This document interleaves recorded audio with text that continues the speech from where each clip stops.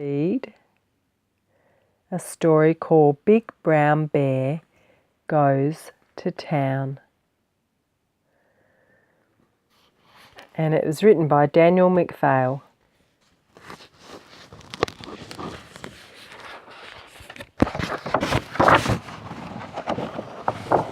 A little yellow car full of water.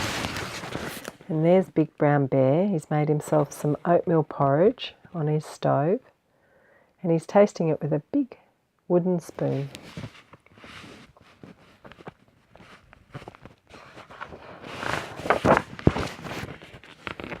And then he opens up his front door and looks outside.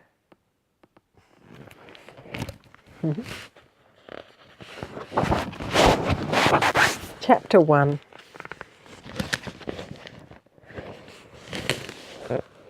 While Big Brown Bear waited for his porridge to cool, he went out to get his mail from the letterbox.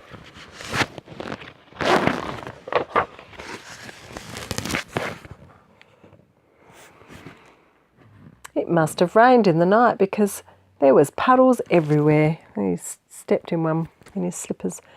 But the letters inside the mailbox were as dry as a bone. What a good mailbox I have, declared Big Brown Bear. No matter how hard it rains, the mail never gets wet. He was walking back up the path when he saw his friend Rat's little yellow car. It was filled up with water. And Big Brown Bear picked up the car, emptied it and put it back down. Just then Rat appeared and he was carrying a bucket. And Big Brown Bear said, "What's that for?" "Well, every time it rains, my car fills up with water," replied Rat. "I use the bucket to bail it out." "Too late," chuckled Big Brown Bear. "I've already taken care of it." "Thank you," said Rat. "You've saved me a lot of time and a lot of hard work." "Oh, I'm glad to help," said Bear.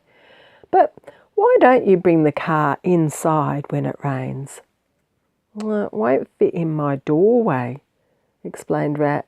"If only I had a nice dry place to keep it." "Yes, that would be good," replied Bear. And then he had an idea.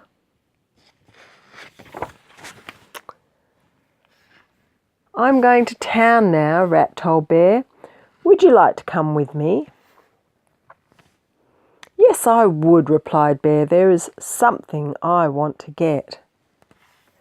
So Rat started up his car and off to town they went.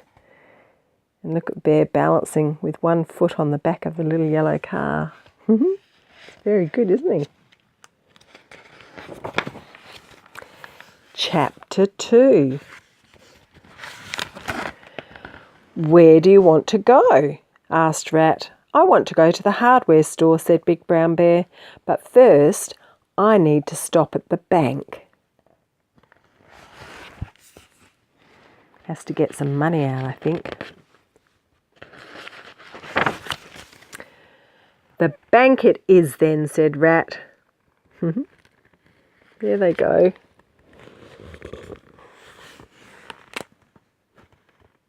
Looks like they're having fun.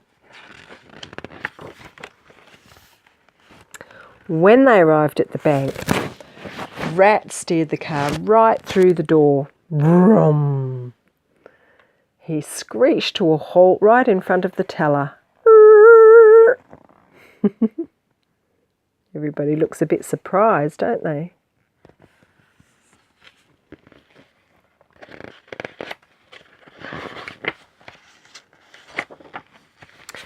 "May I help you?" the teller said. "I would like some money," said Big Brown Bear.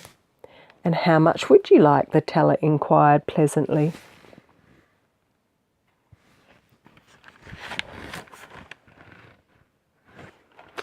Enough to buy something from the hardware store, explained Big Brown Bear. And then he leaned forward and he whispered to the teller so that Rat couldn't hear him.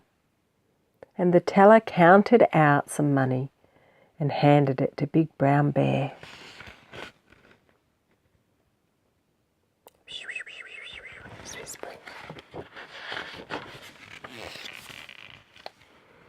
There's two little dogs waiting outside the bank.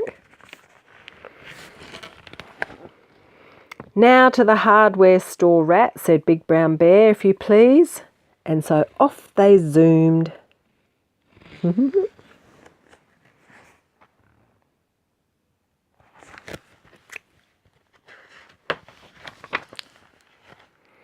Chapter 3.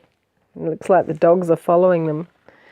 When they got to the hardware store, Big Brown Bear jumped off the car and dashed inside. I'll be right out, he called to Rat. I'll be right back, said Rat. And there he is, he's going into Pete's hardware store. Rat was waiting when Big Brown Bear came out of the hardware store carrying a box. What's in the box? Asked Rat. You'll see soon enough, Big Brown Bear replied. There's Rat out there talking to the dogs and the dogs are rolling around laughing.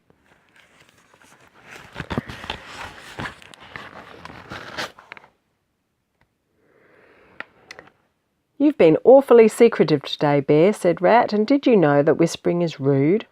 I'm sorry, Rat, said Big Brown Bear. I certainly didn't mean to be rude. Oh, it's no big deal, said Rat. It's just not like you at all. Well, maybe when we get home, things will explain themselves, said Big Brown Bear. Home then, said Rat, and in no time at all they were home. There's Big Brown Bear carrying, see the big parcel he's got on the top of his head? And he's got his foot on the back of the yellow car again, and they're racing home and the dogs are running after them. They must be going home as well. Chapter 4. Now, please close your eyes, Rat, said Big Brown Bear, and don't open them until I tell you to. As Rat waited, he heard the sound of a box being torn open, and he heard the sound of metal creaking. Okay, Rat, said Big Brown Bear, now you can look. And when Rat looked, he saw that his tiny yellow car was missing, and in its place was, well, what was it anyway? He saw it was a mailbox, just like the one that stood on the post at the front of Big Brown Bear's house. What do you think, Rat? Asked Big Brown Bear excitedly. It's a beauty, Bear, answered the somewhat bewildered Rat, but honestly, I don't need something this big. I don't really get this much mail, you know. Big Brown Bear smiled. It's not for your mail. It's for your car, he said.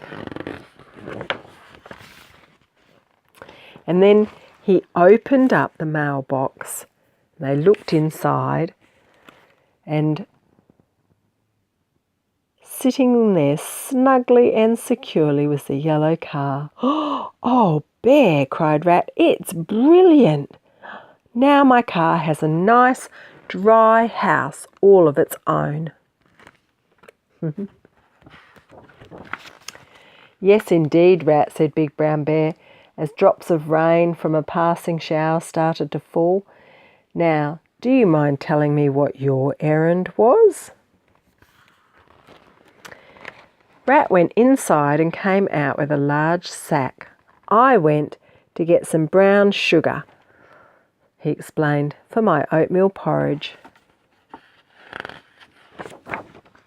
Marvellous, said Bear.